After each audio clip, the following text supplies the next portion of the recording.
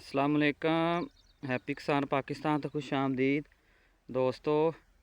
आलूआं दे रेटां दे हवाले नाल और ताज़ा सूरत हाल दे हवाले नाल वीडियो लैके तुहाडी खिदमत च हाज़र हाँ जी। बहुत सारे दिनों तो दोस्तां नूं जिहड़ा है वो आलू की अपडेट नहीं सी दित्ती और अज मैं अपने दोस्तां नूं आलू की जिहड़ी ताज़ा सूरत हाल है उहदे बारे गाही देंगा। और मुख्तलिफ मंडियां कराची मंडी, फैसलाबाद मंडी, आरफ वाला काड़ा मंडी दे विच आलू की पोजीशन चलती पई है और मौके ते फील्ड दे विच आलूआं दे की रेट चलते पे उहदे बारे मैं अपने दोस्तों नूं आगाही देंगा।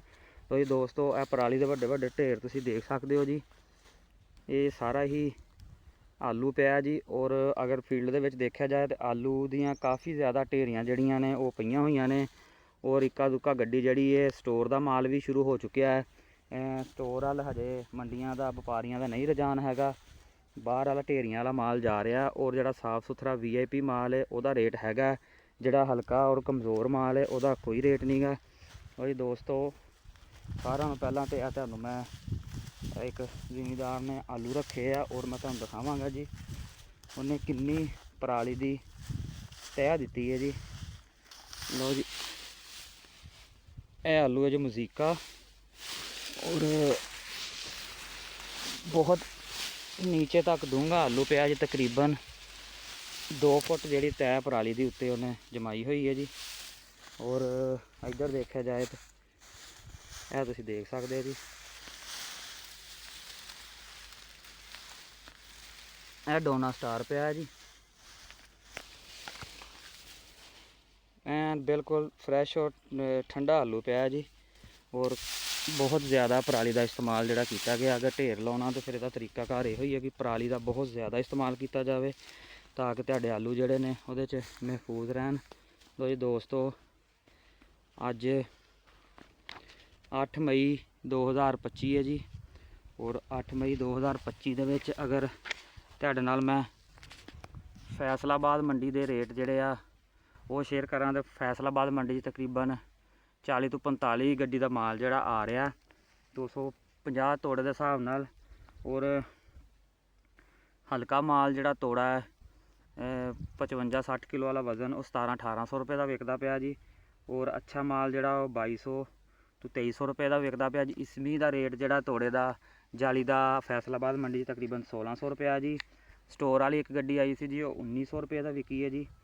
और अगर कराची दे विच रेटां दी गल करिए, कराची दे विच फी मन 40 किलोग्राम का जोड़ा रेट है जी।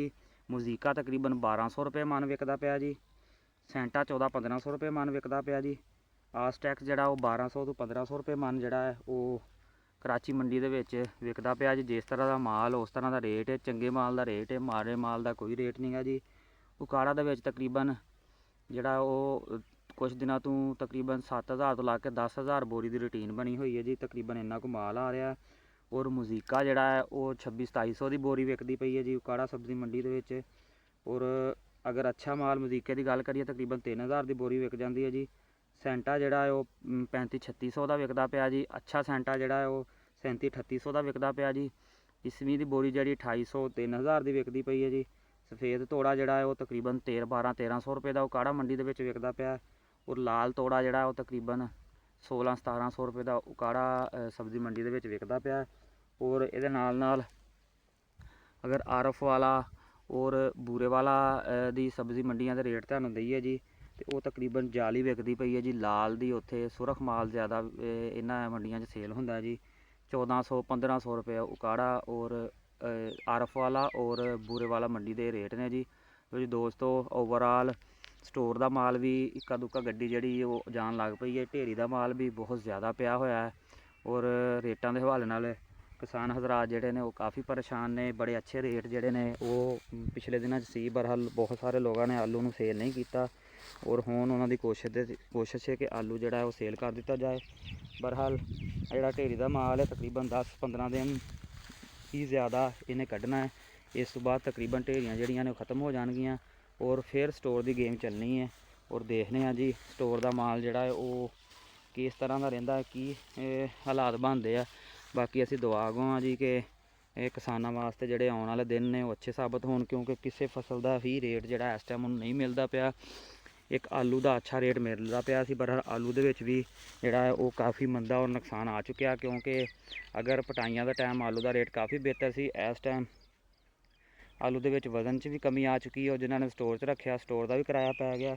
ਪਰ ਹਰ ਰੇਟ ਜਿਹੜੇ ਆ, ਹੁਣ ਰੇਟ ਨੂੰ ਲੈ ਕੇ ਕਿਸਾਨ ਹਜ਼ਰਾਤ ਜਿਹੜੇ ਨੇ ਉਹ ਕਾਫੀ ਪਰੇਸ਼ਾਨ ਨੇ। ਔਰ ਮੈਂ ਕੋਸ਼ਿਸ਼ ਕਰਾਂਗਾ ਆਉਣ ਵਾਲੇ ਦਿਨਾਂ 'ਚ ਵੀ ਆਪਣੇ ਦੋਸਤਾਂ ਨੂੰ, ਜਿਹੜੇ ਲੋਕ ਹੈਪੀ ਕਿਸਾਨ ਪਾਕਿਸਤਾਨ ਨਾਲ ਜੁੜੇ ਆ, ਉਹਨਾਂ ਨੂੰ ਮੁਖਤਲਿਫ ਫਸਲਾਂ ਦੇ ਹਵਾਲੇ ਨਾਲ, ਖੁਸੂਸਨ ਆਲੂ ਦੇ ਹਵਾਲੇ ਨਾਲ ਜਿਹੜੀ ਤਾਜ਼ਾ ਅਪਡੇਟ ਨੇ ਉਹ ਦਿੰਦਾ ਰਹਾਂ। ਤੋ ਜੀ ਦੋਸਤੋ, ਵੀਡੀਓ ਦੇ ਐਂਡ ਤੇ ਮੈਂ ਰਿਕੁਐਸਟ ਕਰਾਂਗਾ, ਜਿਹੜੇ ਦੋਸਤਾਂ ਨੇ ਹਜੇ ਤੱਕ ਹੈਪੀ ਕਿਸਾਨ ਪਾਕਿਸਤਾਨ ਨੂੰ ਸਬਸਕ੍ਰਾਈਬ ਨਹੀਂ ਕੀਤਾ, ਉਹ ਹੈਪੀ ਕਿਸਾਨ ਪਾਕਿਸਤਾਨ ਨੂੰ ਸਬਸਕ੍ਰਾਈਬ ਕਰ ਲਓ, ਬੈਲ ਆਈਕਨ ਨੂੰ ਦਬਾ ਲਓ, ਤਾਂ ਕਿ ਮੁਖਤਲਿਫ ਫਸਲਾਂ ਦੇ ਹਵਾਲੇ ਨਾਲ ਔਰ ਮੁਖਤਲਿਫ ਫਸਲਾਂ ਦੇ ਰੇਟਾਂ ਦੇ ਹਵਾਲੇ ਨਾਲ ਵੀਡੀਓਜ਼ ਜਿਹੜੀਆਂ ਹੈਪੀ ਕਿਸਾਨ ਪਾਕਿਸਤਾਨ 'ਤੇ ਅਪਲੋਡ ਹੁੰਦੀਆਂ ਨੇ ਤੁਹਾਨੂੰ बर वक्त ਦੇਖਣ ਨੂੰ ਮਿਲਦੀਆਂ ਰਹਿਣ। ਅੱਲਾ ਹਾਫਿਜ਼।